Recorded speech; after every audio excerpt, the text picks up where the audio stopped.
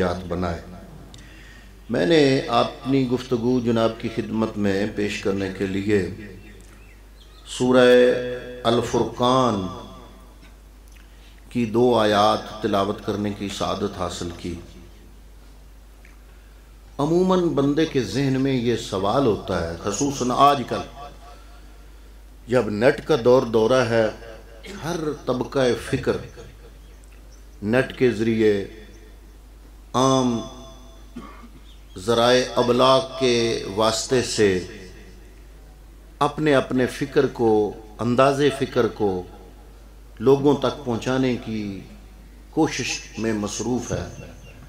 تو ایسے حالات میں سیدھا اور سادہ سا مسلمان، اس کو سمجھ کوئی نہیں آتی کہ پتہ نہیں اللہ کے بندے کیسے ہوتے ہیں۔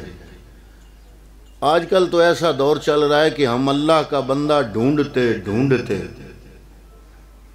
اپنی آدھی زندگی صرف بھی کر دیتے ہیں، اور جو تلاش کرتے ہیں وہ بعد میں پتہ چلتا ہے کہ اس کا تو دور دور سے دین کے ساتھ واسطہ ہی کوئی نہیں۔ پھر کیا ہوتا ہے، یا تو بندہ اپنی تلاش جاری رکھتا ہے، تو یا پھر کچھ ذہن کے لوگ اللہ کے بندوں سے ہی نفرت شروع کر دیتے ہیں کہ یہ سارے ایسے ہی ہوتے ہیں۔ تو ایک عجیب سا مخمصہ سا سادہ سا مسلمان گھبرا جاتا ہے، پریشان ہو جاتا ہے کہ اللہ کے بندے کیسے ہوتے ہیں۔ تو میں نے سورہ الفرقان کی آیت نمبر 62، 63 اور آگے پورا رکوع، اللہ رب العالمین نے اس میں اپنے بندوں کی نشانیاں بتائی ہیں۔ جب ہم قرآن سے خود دور ہوں گے، رہنمائی حاصل نہیں کریں گے، تو پھر ہمارے راہ راست پہ آنے کے چانس کم ہوتے جائیں گے۔ اگر قرآن سے تمسک ہمارا مضبوط رہے گا، واسطہ مضبوط رہے گا، تعلق اور نسبت مضبوط رہے گی، تو پھر ہمیں دین کی بھی سمجھ آئے گی اور ہم دین پر عمل بھی کر سکیں گے۔ عمل تبھی ہوتا ہے کہ پہلے علم ہو، علم نہ ہو تو عمل نہیں، اپنے علم پہ ہی عمل ہوگا۔ اور اگر علم قرآن سے نہ لیا جائے، دائیں بائیں مختلف ایسے چینل سے علم لیا جائے جن کا دین سے تعلق کوئی نہیں، تو پھر گمراہی یقینی ہے۔ تو اس لیے اللہ کے بندے کون ہیں، یہ دیکھنے کے لیے قرآن پڑھنا چاہیے، اور اللہ نے قرآن مجید میں ساری نشانیاں بیان فرمائیں۔ یا الہ العالمین، ہم سارے مسلمان تیری بارگاہ میں ادب و احترام سے ہاتھ جوڑ کے عرض کرتے ہیں، اے میرے مالک ارشاد فرمائیں تیرے بندے کون سے ہیں۔ اللہ رب العالمین نے فرمایا وَعِبَادُ الرحمن، رحمان کے بندے، رحمان کے عبد، اللہ کے بندے۔ یا اللہ کون سے ہیں؟ فرمایا عباد الرحمن الذین یمشون علی الارض ہونا۔ پہلی نشانی اللہ رب العالمین بیان فرما رہا ہے، اے لوگو، رحمان کے بندوں کی پہلی نشانی یہ ہے کہ جب وہ زمین پر چلتے ہیں تو بڑی عاجزی سے چلتے ہیں۔ حضرات محترم، آپ نے اکثر لوگوں کو زمین پر چلتے ہوئے دیکھا ہوگا۔ کچھ تو اللہ کے نیک بندے ایسے چلتے ہیں، پنجابی میں کہہ سکتے ہیں کہ جیسے زمین ڈک رہی ہے، بڑے آرام سے چلتے ہیں، بڑے سکون سے، بڑی عاجزی سے چلتے ہیں۔ اور کچھ تھے جناب، آپ نے خود مجھ سے زیادہ مشاہدہ کیا ہوا ہے، تجربہ کار لوگ ہیں آپ، مجھ سے زیادہ دنیا والوں کو آپ اچھے طریقے سے جانتے ہیں۔ کچھ ایسے لوگوں کو بھی جانتے ہیں جب وہ زمین پر چلتے ہیں تو یوں محسوس ہوتا ہے کہ گردن میں سریا ڈلا ہوا ہے۔ کچھ ایسوں کو بھی آپ جانتے ہوں گے کہ جب وہ زمین پر چلتے ہیں تو یوں محسوس ہوتا ہے کہ ان کے بازوؤں میں سریا رب نے ڈالا ہوا ہے۔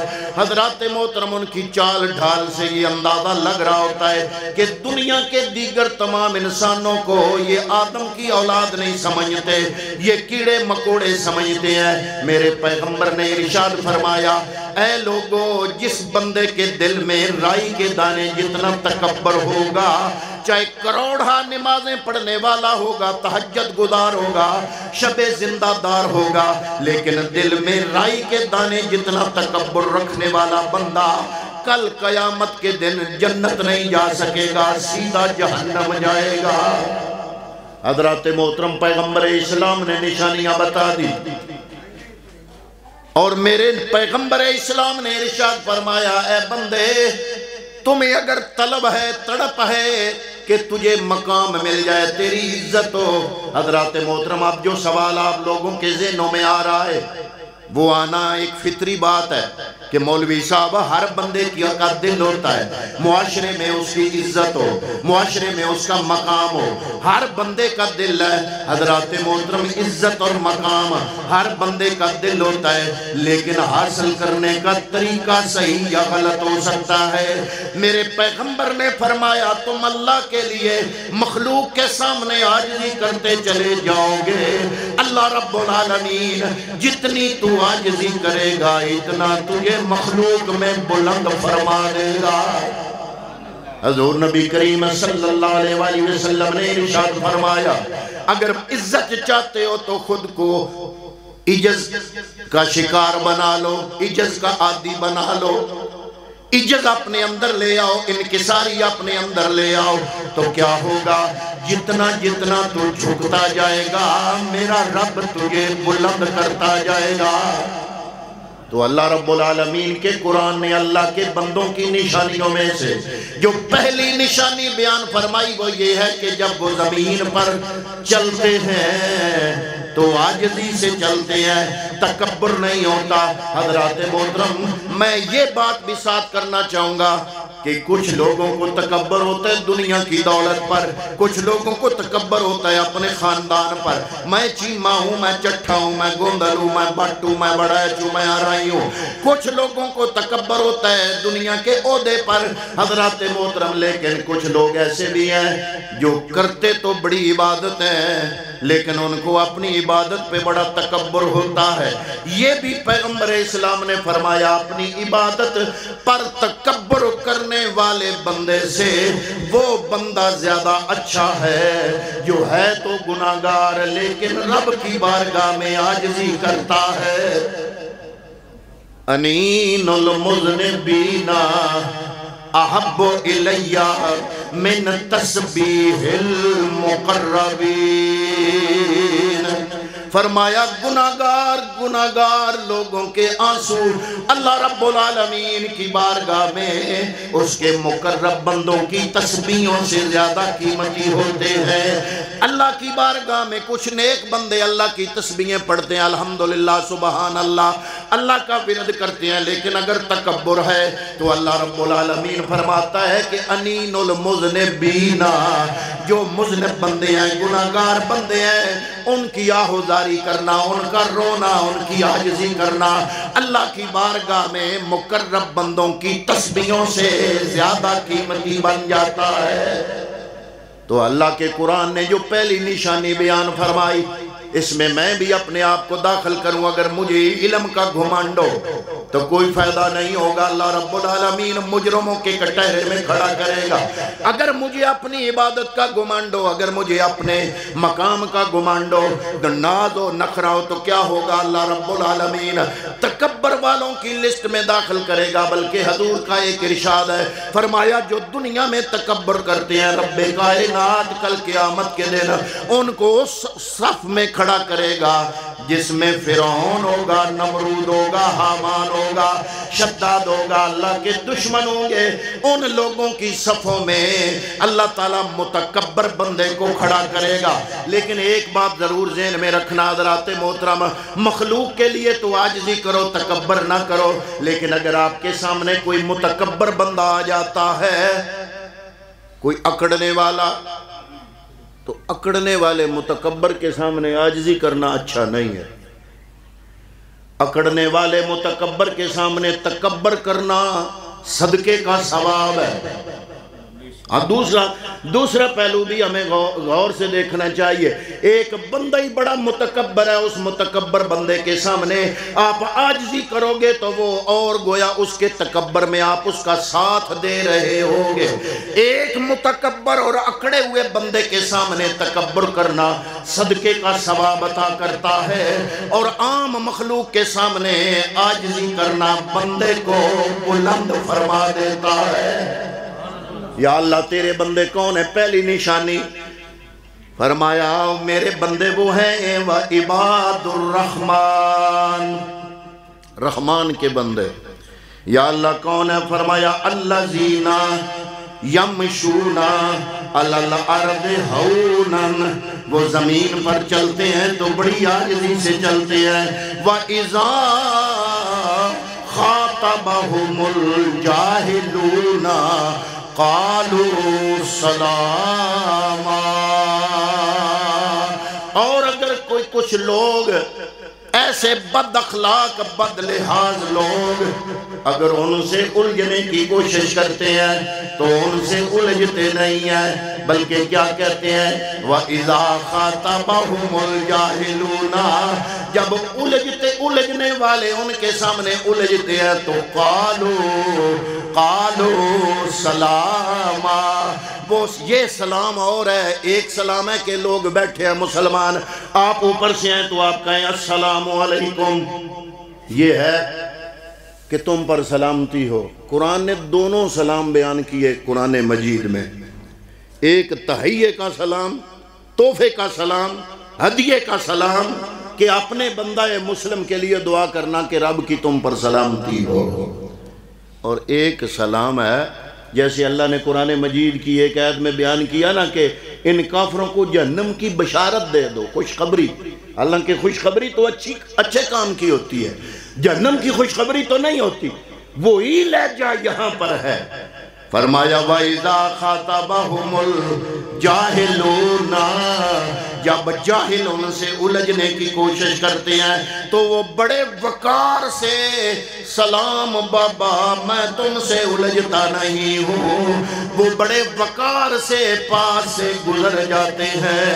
فرمایا اِذَا خَاطَبَهُمُ الْجَاهِلُونَ قَالُوا سَلَامًا.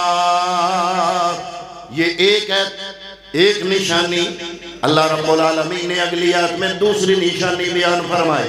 فرمایا وَالَّذِينَ يَبِيتُونَ لِرَبِّهِمْ سُجَّدًا وَقِيَامًا. پہلی نشانی تو یہ ہے کہ ان میں اکڑ نہیں ہوتی، عاجزی ان کی ساری کا مظاہرہ کرتے ہیں، اپنی زندگی وقار کے ساتھ گزارتے ہیں، نہ کسی سے الجھتے ہیں. اگر کوئی الجھنے کی کوشش بھی کرتا ہے تو اس کو سلام کرتے ہوئے، یہ سلام وہ سلام نہیں ہے، یعنی اپنی عزت بچاتے ہوئے گزر جاتے ہیں. اس پر ایک حدیث پاک مجھے یاد آ رہی ہے. کملی والے اپنے صحابہ میں تشریف فرماتے، صحابہ کا مجمع لگا ہوا ہے. حضور نبی کریم نے جہنم کے عذاب بیان فرمائے کہ قیامت کے دن یوں ہوگا، ایسے جہنم بھڑک رہا ہوگا، مجرموں کو ایسے ڈالا جائے گا، ایسے جہنم کی آگ میں ان کو سزا دی جائے گی. سارا منظر میرے آقا صحابہ کرام رضوان اللہ تعالی علیہ مجمعین کے سامنے جہنم کا بیان فرما رہے ہیں. حضرات محترم میرا نبی جب بھی جہنم کا تذکرہ فرماتے ان صحابہ کے چہرے پیلے ہو جاتے.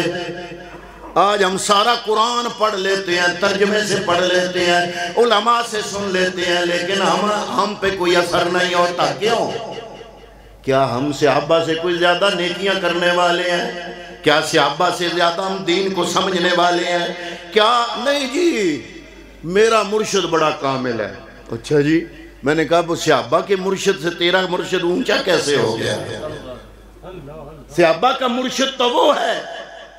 آج کل ہم نے اپنے پیر خانے کو پیر خانہ نہیں بنایا ہوا. پیر خانہ تو ہوتا ہے کہ روحانی رہنمائی کرنے والا. پیر وہ ہوتا ہے جو روحانی رہنمائی کرے. پیر وہ ہوتا ہے جو دل کا تعلق محمد مصطفیٰ کی محبت سے بھر دے اور حضور کی ذات سے جوڑ دے. پیر تو وہ ہوتا ہے جو رب کا قرب عطا کر دے. حضرات محترم آج ہم نے جو پیر خانے بنائے ہوئے ہیں، میں نے کہنا ہے میں جناب فلاں جگہ مرید ہوں، جو بھی کرتا رہوں میری خیر ہے. تین پتہ نہیں میں کیڑے آستانے دا مرید ہاں. آج کل ہم نے اپنے آستانوں کو گناہ کرنے کا مورچہ بنا لیا ہے. حالانکہ پہلے بھی اولیاء کاملین پیری مریدی کرتے تھے. جب مرید آتا تھا پیر کی نظر مرید کے دل پہ ہوتی تھی. آج پیر کی نظر دل کے اوپر والی جو جیب ہے اس جیب پر ہوتی ہے. حضرات محترم ہم وہ پیر تھے, وہ مرید کا تعلق رب سے جوڑنے والے تھے. آج ہم کہتے ہیں میں جو بھی گناہ کر لوں, نماز نہیں پڑھتا تو کیا ہوا, روزہ نہیں رکھتا تو کیا ہوا, اچھے کام نہیں کرتا تو کیا ہوا, میں تو فلاں جگہ مرید ہوں. گویا میں نے اگر یہ جملہ بولا تو میں نے اپنے پیر کو بھی بدنام کیا, اپنے آستانے کو بھی بدنام کیا. میں نے اپنے پیر خانے کو گناہوں کا مورچہ بنا لیا. حضرات محترم ہاتھ جوڑ کے کہتا ہوں اپنے پیر خانے کو گناہوں کا مورچہ نہ بناؤ. یہ پیر خانہ ہوتا ہے بندے کا ٹوٹا ہوا تعلق رب العالمین کی ذات سے جوڑنے والا. حضرات محترم وہ صحابہ کرام جنہوں نے ڈائریکٹ میرے نبی سے تربیت حاصل کی, جنہوں نے پیغمبر سے ڈائریکٹ دین پڑھا, جنہوں نے ڈائریکٹ مصطفیٰ کریم صلی اللہ علیہ وسلم کی سنتوں کو دیکھا. جب میرا نبی جہنم کا تذکرہ فرماتے تھے تو صحابہ کے چہرے خوف سے پیلے ہو جاتے تھے. ایسے صحابہ کانپنے لگ جاتے تھے. ایک بندہ اٹھا مجمع میں سے, جب حضور نے جہنم کے حالات بیان فرمائے, مجمع میں سے بندہ اٹھا, صحابی رسول اٹھا, عرض کیا یا رسول اللہ جہنم کا عذاب بڑا سخت ہے, اس سے بچنا بڑا مشکل ہے, جنت حاصل کرنا بہت مشکل ہے. یا رسول اللہ کوئی آسان طریقہ بتا دیں, کوئی شارٹ کٹ. امتحان قریب ہونا تو چہتا طالب علم اپنے استاد کو کہتا استاد جی گیس لا دے. ساری کتاب یاد کرنے کی بجائے پیچھے 2-3 دن رہ گئے میرے پیپر میں, تو مجھے گیس لگا دو. تو وہ استاد جو ہے نا وہ 10 یا 15 سوال بتا دیتا ہے کہ بیٹا اس میں سے آ جائیں گے. حضرات محترم و صحابی رسول میرے نبی کی بارگاہ میں ہاتھ جوڑ کے عرض کرتے ہیں یا رسول اللہ کوئی شارٹ کٹ, کوئی آسان طریقہ بتا دیں جس سے ہم جہنم سے بچ جائیں, ہمیں یقین ہو کہ جنت مل جائے گی. میرے نبی نے فرمایا ہاں 3 کام کر لو. کتنے؟ 3 کام. اب آپ کے ذہن میں کیا ہوگا کہ کیا نبی نے ساری رات نمازیں بتائی ہوں گی, یا پورا سال روزے بتائے ہوں گے, جہاد بتایا ہوگا, یا حج بتایا ہوگا, یا عمرہ ہیں یہ بھی نیکی کے کام.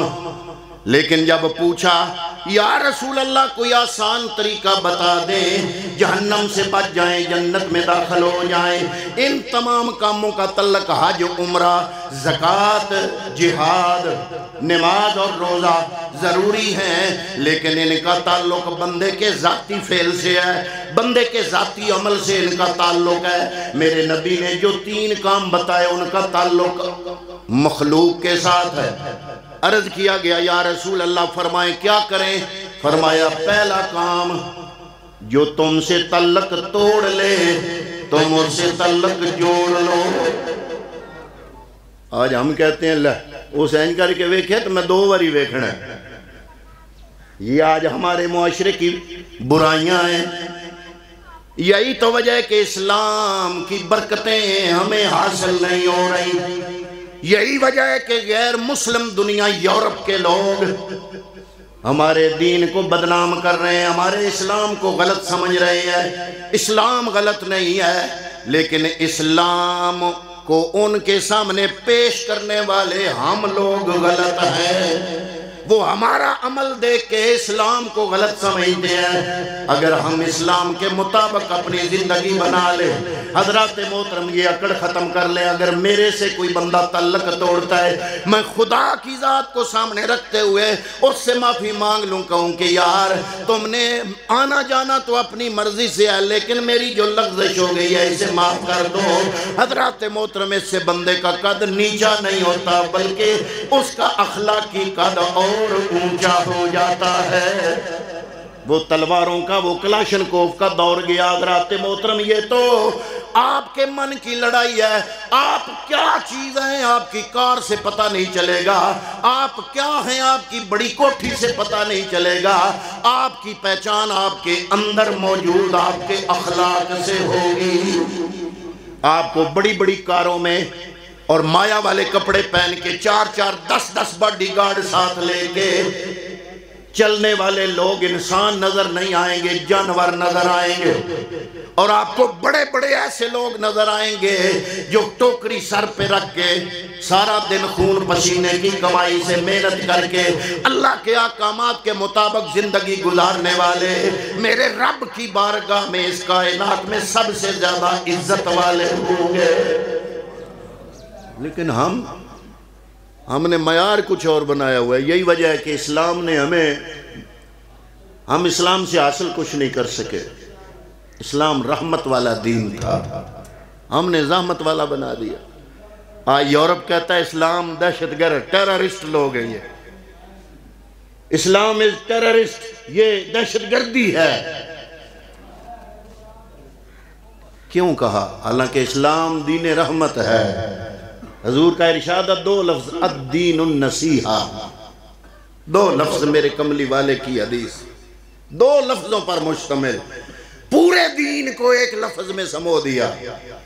فرمایا الدین النصیحہ، دین سارے کا سارا خیر خواہی ہے۔ دین سارے کا سارا کیا ہے؟ خیر خواہی ہے۔ اگر میں کسی کی خیر خواہی کروں گا ہو سکتا ہے وہ اس کے بدلے میں میری بھی خیر خواہی کرے۔ اگر میں آنکھیں نکال کے دیکھوں گا تو آنکھیں رب نے اس کو بھی دی ہوئی ہیں، چاہے اس کے پاس پجارو نہیں ہوگی، بڑی کوٹھی نہیں ہوگی، کلاشن کوف ساتھ نہیں ہوگی، باڈی گارڈ ساتھ نہیں ہوں گے، ہوگا غریب لیکن دل اس کو بھی میرے رب کائنات نے دیا ہوا ہے۔ تو حضور نبی کریم نے فرمایا 3 کام کر لو۔ پہلا کام فرمایا جو تعلق توڑ لے تم اس سے تعلق جوڑو۔ دوسرا کام فرمایا جو تمہیں معروم کر دے، اے غلاموں جب جو کوئی تمہیں معروم کر دے تم اسے عطا کر دو، جو تمہیں معروم کرے تم اسے عطا کر دو۔ اور اگر تیسرا کام کملی والے نے فرمایا اگر جنت جانا چاہتے ہو، تیسرا کام بتانے سے پہلے میں تھوڑی سی آپ کو تکلیف دوں گا۔ اوپر سے مہمان آ رہے ہیں، آپ کی گردنیں پھلانگ کے آگے آئیں گے، آپ کو تکلیف ہوگی۔ اگر آپ اٹھ کے آگے آگے آ جائیں، پیچھے جگہ خالی بچ جائے گی۔ بڑی مہربانی، تکلیف کے لیے معذرت خواہ ہوں۔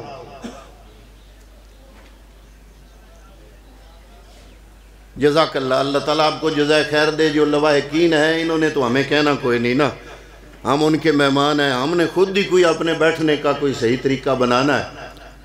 تو حضرات محترم تیسری بات میرے کملی والے نے فرمائی اگر جنت جانا چاہتے ہو تو 3 کام کرو۔ پہلا کام جو تعلق توڑ لے اس کو سے تعلق جوڑو۔ دوسرا کام جو تمہیں معروم کر دے تم اسے عطا کرو۔ تیسرا کام کملی والے نے ارشاد فرمایا جو تم پر زیادتی کرے تم اسے معاف کر دو۔ میں کہتا ہوں کہ اگر ان 3 باتوں پر آج کا مسلمان عمل کر لے فتنہ فساد سے بھی محفوظ ہو جائے گا، عدالتوں کے چکر کھانے سے بھی محفوظ ہو جائے گا، تھانوں میں جناب جانے سے بھی، انکوائریاں بھگتنے سے بھی وہ بالکل بچ جائے گا۔ حضرات محترم اگر ہم مسلمان، کیا وجہ تھی کہ جب عمر فاروق رضی اللہ تعالیٰ عنہ کا زمانہ تھا تو آپ نے مسجد نبوی میں جس کو جج بنایا کہ تم قاضی ہو تم فیصلے کرو گے، عمارت الگ کوئی نہیں تھی، مسجد نبوی کا یہ کونا فرمایا وہاں پہ بیٹھ جاؤ، سارا سال بیٹھے رہے۔ بلکہ ابو بکر صدیق کے دور میں عمر فاروق کی ڈیوٹی لگی کہ آپ قضات کے فیصلے کریں گے، عدالت کے فیصلے آپ کے ذمہ ہیں۔ پورا سال عمر فاروق مسجد نبوی کے ایک کونے میں بیٹھے رہے۔ سال کے بعد ابو بکر صدیق کی خدمت میں آئے، کہتے ہیں اے خلیفۃ المسلمین میرے پاس کوئی کیس نہیں آیا۔ حضرت عمر فاروق کے زمانے میں جب مصر فتح ہوا، شام فتح ہوا، ایران اور عراق فتح ہوا، حضرت ابو موسیٰ اشعری کو ملک شام میں بھیجا گیا قاضی بنا کر، وہاں عدالت بھی قائم تھی، عدالت کی عمارت بھی قائم تھی۔ 2 سال وہاں بیٹھے رہے، انہوں نے خط لکھا امیر المومنین کو کہ جناب 2 سال ہو گئے مجھے یہاں پہ جج بن کے میں بیٹھا ہوں، لیکن کوئی کیس ہی نہیں آیا، میں مفت میں تنخواہ لے رہا ہوں، میرا ضمیر ملامت کر رہا ہے، کیا یہ تنخواہ میرے لیے حلال ہے یا حرام ہے؟ آج ہم کہتے ہیں کہ جناب بڑا اچھا کام ہے، بڑی سونی ملازمت ہے، جناب کیا کرتے ہو؟ وہ کہتا ہے کہ جناب سارا دن کرسی پر بیٹھا رہتا ہوں، مہینے کے بعد 50,000 60,000 تنخواہ لے لیتا ہوں۔ ہم نے اس چیز کو بہادری سمجھا ہوا ہے، لیکن جب ہمارا ضمیر زندہ تھا تو کیا تھا؟ حضرت ابو موسیٰ اشعری نے خط لکھا امیر المومنین کو کہ جناب پورا 2 سال ہو گئے ہیں، کوئی کیس نہیں آیا، کیا جو میں تنخواہ گورنمنٹ کی طرف سے لیتا ہوں وہ میرے لیے حلال ہے یا حرام ہے؟ حضرت عمر فاروق نے فرمایا تم تو بیٹھے ہو یہ، لیکن یہ اللہ کی کرم نوازی، رب کی مہربانی ہے کہ ہمارے معاشرے میں ہر طرف امن اور سکون ہی سکون ہے۔ میں اللہ کے بندوں کی نشانیاں قرآن کی روح سے آپ کی خدمت میں پیش کر رہا ہوں۔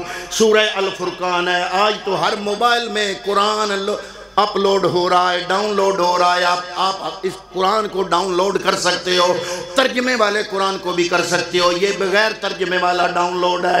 حضرات محترم روزانہ کی روٹین بناؤ، 1 صفحہ قرآن پاک کا صرف تلاوت نہیں کرنا، طوطے کی طرح رٹا ہوا دہرانا نہیں، قرآن کا یہ مقصد نہیں ہے۔ ہم نے تو یہ سمجھا کہ یہ قرآن کا مطلب یہ ہے کہ جب چاچا بابا دادا تایا نانا فوت ہو جائے تو یہ کتاب اس لیے ہے کہ اس کو پڑھ کے اس کو اصالہ ثواب کیا جائے، اور اس کا کوئی حل نہیں۔ ہم نے یہ مردوں کی کتاب بنائی ہے، یہ کتاب زندوں کی کتاب ہے، یہ معاشرے کو زندگی دینے والی کتاب ہے۔ اور جب لوگوں نے اس پر عمل کیا، اس کتاب پر، پھر یوں ہی ہوا، وہ عیسائی بڑے پریشان ہوئے حضرت عمر فاروق عثمان غنی مولا علی کے دور میں۔ اسلام اتنی ترقی کر رہا ہے، 36 لاکھ مربع میل پر حکمرانی۔ انہوں نے کہا جاسوس بنا کے بھیجا بغداد میں، عراق میں، کہ جاؤ دیکھو راز کیا ہے، راز